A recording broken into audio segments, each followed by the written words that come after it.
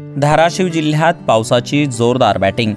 नद्या दुथडी भरून वाहिल्या तर शेती पिकांना दिलासा। काढणीला आलेल्या उडीद आणि मुगाचं नुकसान होण्याची शक्यता।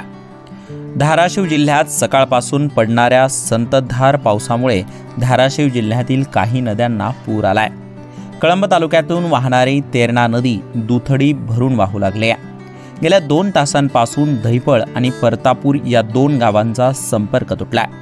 पुलावरून पाणी वाहत असल्याने शेतात गेलेल्या नागरिकांना घराकडे येण्याचा मार्ग बंद झालाय। पोळ्याच्या सणासाठी खंदेमळणी करण्यासाठी शेतात गेलेले शेतकरी शेतात अडकले आहेत। दहिपळ ते परतापूर रोडचा पूर आहे आणि या ठिकाणी अर्ध्या गावाचा आमच्या या ठिकाणी क्षेत्र आहे। आज हा टाइम सध्या धार काढायला जाण्यासाठी दूध व्यवसाय करणाऱ्या लोकांसाठीचा शेतकऱ्याचा आहे।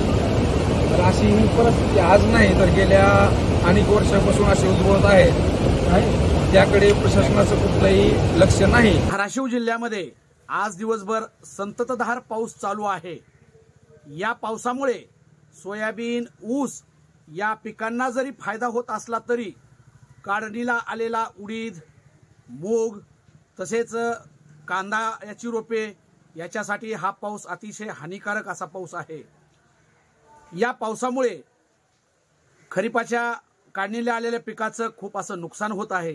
त्यामुळे हा पाऊस लवकरात लवकर उघडणं गरजेचं आहे, नसता शेतकऱ्यांचं अतोनात नुकसान यामधून निश्चितच होणार आहे।